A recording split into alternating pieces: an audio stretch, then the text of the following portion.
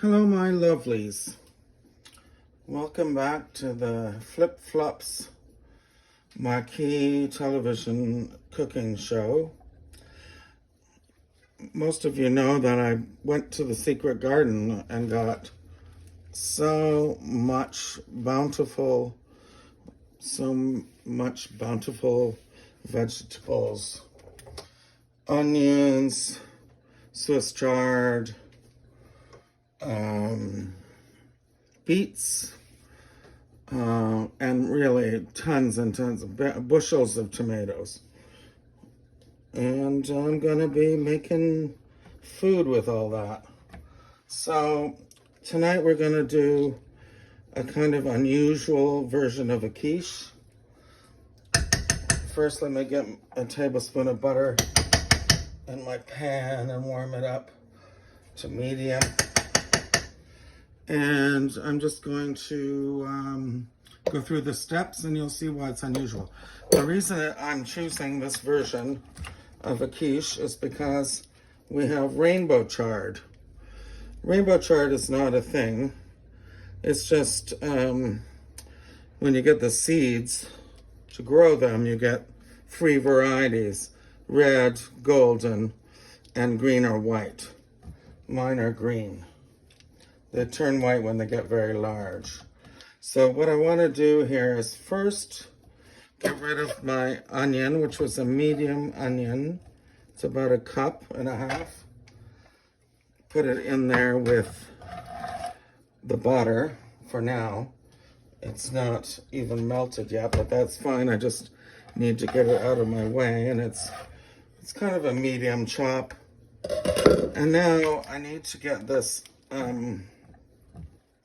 chard stems. Okay, so I have about 14 ounces of chard leaves. The tiny stems I left on, but the rest I ripped off. So it's kind of the way you would do mature spinach.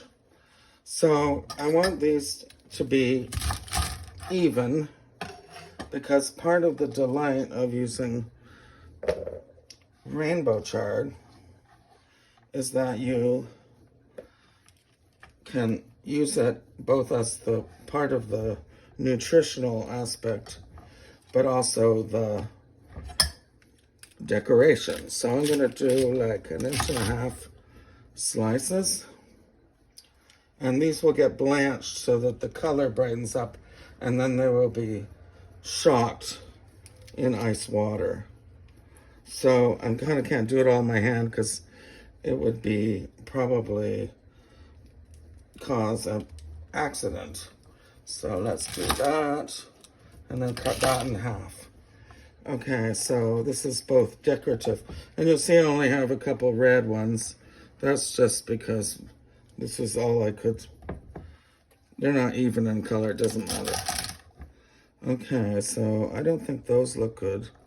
The thing is, I have 14 ounces of leaves, but I throw out many stems. You're not gonna need all the stems. And in fact, I might not need even these, but I can still eat them. Okay, and then I've got this, and I'm gonna cut them in half. Okay, so they're not equivalent, but to the eye, they look equivalent.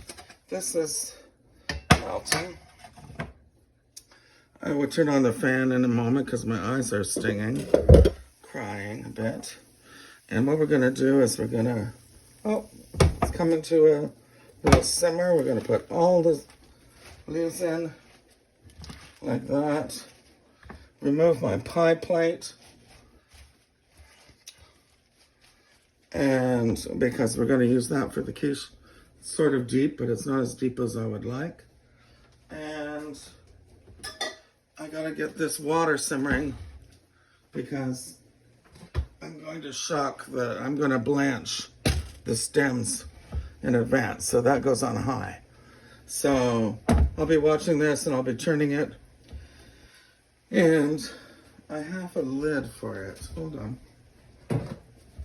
This will help reduce. Basically, you're just going to reduce this down until the greens are wilted. So it's a quite normal thing. We want to salt this water. We want to add salt and pepper to this. And then we're going to put the chard stems, which are pretty, in here for a minute or two. And then we're going to shock them in cold water to retain their beautiful color. Okay, so then you have your onions, your seasoning, and your greens. And it turns out not to be very much. And we're just going to make sure they're kind of, the bigger leaves are cooked down. But that's less than a minute. Okay, so I won't show you the rest. I'll just do it. And you'll know what I'm up to. All right, my lovelies. So I'm just going to use this. It's easier for a small amount of chard. Put them in the boiling water and watch the time. They got to pre-cook a little, so I'm blanching them. And then, actually, I'm just going to put it all in. Some of the color will leach out, but I have 2 ways to get it out. They need to cook for about a minute or 2. And the color should come up, brighten up. We don't want to lose the color. That's why I have this ice bath. Okay, so some are small, some are big, and I kind of have the feeling that, oh, sorry about that, folks. Can you see? I don't know if you can see. Okay. It's about 1.5 minutes. Throw them in the ice bath. I just want to make sure that we have good color. And I also want to show you, okay, that can go off. Put these away. And then these can stay in the ice bath. Oh, and you can tell they're a little bit cooked, which is great. But I just wanted to show you, this is how the leaves cook down. And they smell gorgeous just with the aromatic of the onion and the salt and pepper. That's all you really need. And that's going to line the bottom. In the meat of the tart shell. In the meantime, I'm going to melt a stick of butter. And I got to take this off. Well, I'll do it in a second. We're going to melt a stick of butter because that's going to be the lamination, because this tart is made of phyllo pastry. Hello, friends and lovelies. So I have my melted butter. It's quite a generous amount. Probably I don't need it all. I'm just going to turn this off so it doesn't cook. It's melted. And I'm going to transfer as much melted butter on the bottom of my 9.5 inch deep dish pie plate. And I'm going to, and I'm actually getting on some of the lip here, because this crust is not conventional. I'm using phyllo. Okay, so that's, you know, it seems a little soupy, but that's okay because this dough needs to soak up the soupiness. I'm going to use a very sharp knife because this is almost 10 inches, and we want the phyllo, tomato to be 11 inches square. And I guess that you might say this is the most delicate part of doing this. There's a little piece of tape. This has been thawing out for a few hours. And so I'm just hoping it's thawed out. Oh yeah, it is. Okay, that's nice. But the issue here is that it's rectangular and the sheets are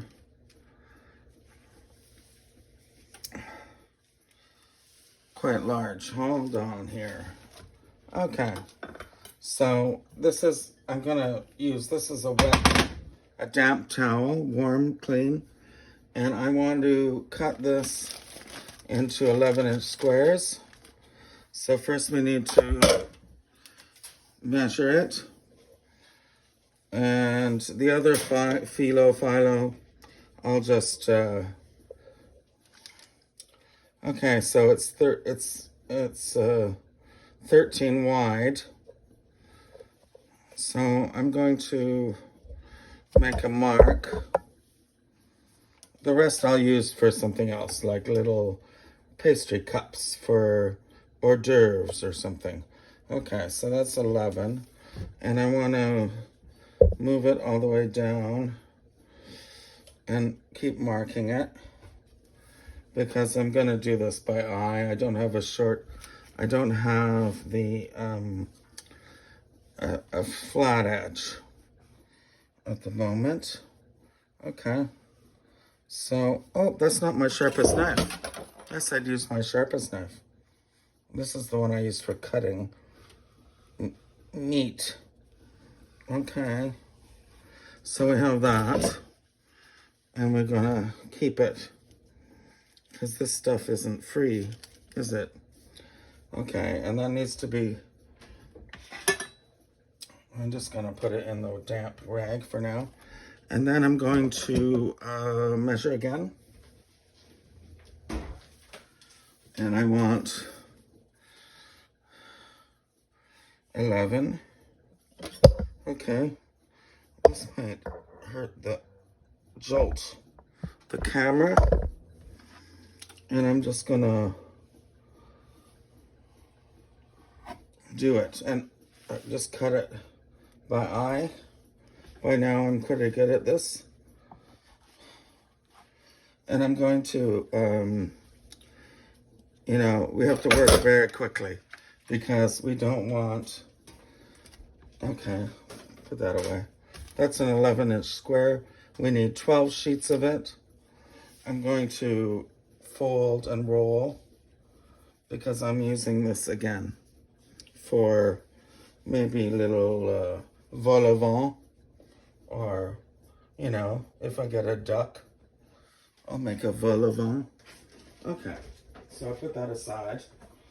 And we're going to use one sheet at a time. This is actually the kind of annoying part. So we do one. Oh, kind of ruined that one. Here's one. Put it in the plate. And we're gonna butter it like that. On the top side, it's very buttered already. On the bottom side. And the overlap is actually part of the fun, part of the aesthetic. This didn't get into the corner. Okay, let's just nail these down. And then we do another, that's one. And then the second one needs to be, yes, it's ripping a bit. But the second one needs to be just a little bit an angle from the first. And we're gonna, maybe I need another warm towel to keep these from drying out. Hold on, a damp towel.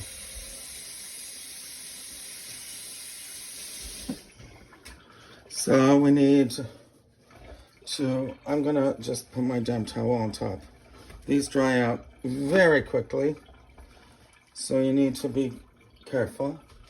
And then we're just gonna pat this down. This is the crust. And we're gonna butter that one.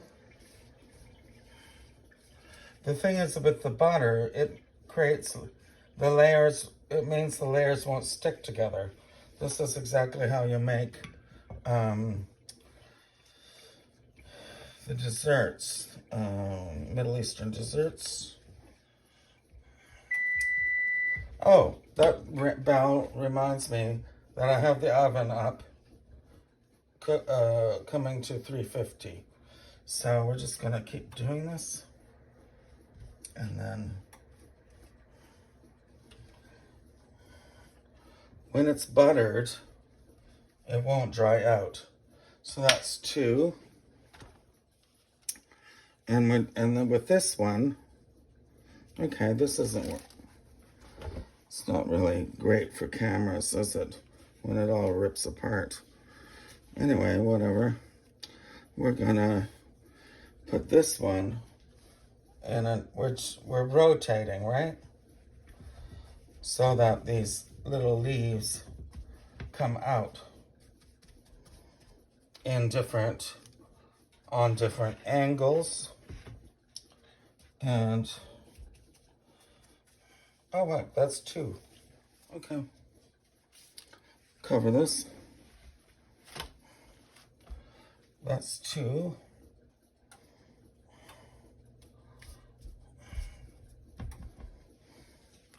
I mean, that was 2, so there's 3 now. And we're gonna cover, we're gonna keep buttering as we go to make sure that they fluff up between the layers. Cover every piece. Okay, let's do it again. So that would be 3. This would be 4. And I can see where I'm missing spots. So I'm going to put it in to cover that spot. And then we're gonna butter that. And so on and so on until you have 3. So that's the 4th one. So we're gonna butter this so that it doesn't dry out and so they don't stick together. And we're gonna do this until there are 12 layers, and that's the crust. Okay, I'll show you when I'm done. Okay, my lovelies, we're making quiche, but this is a fairly unusual version. I've got my 10 eggs, large, and I'm gonna shave some nutmeg into that, about a 1/4 teaspoon. You gotta go light on the nutmeg, and I can't help but go light because this little grinder I have, my little baby here, sits nicely in my muscade entière, whole nutmeg, quite nicely, and it's really difficult to get much more than a 1/4 teaspoon. So that's what I'm doing. But like I said, that's gonna bring it, well, I didn't say this, but that's gonna bring it warmth. Okay, then we're gonna do a tablespoon of Dijon. That's pretty typical. Okay, don't have to be precise. But now, something a little unusual, I'm going to do 3 tablespoons of harissa, which is a Middle Eastern paste made of hot peppers. Oh, wow, the lid's on. Oh, anyway, I need some paper towel. I don't have it. I'll use this rag. Okay. My hands are... Harissa is a Middle Eastern spice, and it's quite unique. And last time I made this, I didn't have any, so I didn't put any in. I think I'll just put maybe there, a heaping tablespoon and a half.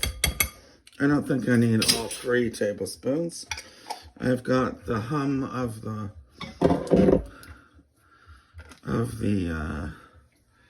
nutmeg. I've got the delicious richness of the Dijon, and I need my whisk. So then we're gonna whisk this up. We've got 1 1/4 cups milk, and then we're gonna add 3 cups, 3/4 cups of heavy cream. So we got 3/4. So it's kind of a custard. It's just heavily egg-based, and we're not cooking it like a custard on the stove. It's gonna cook in the shell, and I'm gonna whisk this up as best I can without overflowing. And it does want to overflow. The bowl is not big enough. Okay, so we'll just set that there. Then we're gonna take our tart shell made of phyllo, and we're going to layer the bottom with the spinach and onions. And I'm going to, spinach is chard. And you'll be amazed at all that chard I had. I only got this much. So we want all of it, of course. And we want the lovely onion goodness for flavor. And it actually turns out to be just enough to fill the bottom. And you don't want this liquid. So I don't need the onions. The rest of the onions, that was probably more than enough. I'll just maybe get a little more. So we have our tart shell made of phyllo, and we're gonna put this all away. Our oven is up to temperature at 350. I need to whisk this some more because I can tell it's not fully whisked, and I want all the flavor, and I want it all to be incorporated. Okay, so there's a chance this is too much filling for this pan, for this pie plate, and it won't matter because, oh wait, I have an idea. First I need to get my baking tray because it'll be easier to put in the oven if it's already on the baking tray. And the reason there's a baking tray here, notice how these edges are nice and kind of pointy. That's part of the aesthetic. We're gonna, the reason I use a tray is because eggs like to puff up. So we're gonna, that looks good. I think that is a little extra that I didn't need. We're gonna put that in for 20 minutes, and then we're gonna do a little trick. All right? Wish me luck. Okay, friends, so that's been about 25 minutes. I said 20 earlier, but 20 minutes, 25 is good. And I've got to get my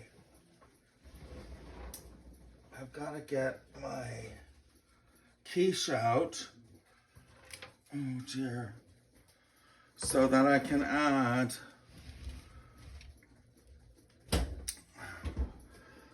my colorful stems that I worked so hard to preserve and make part of the part of the experience, the visual, textural, and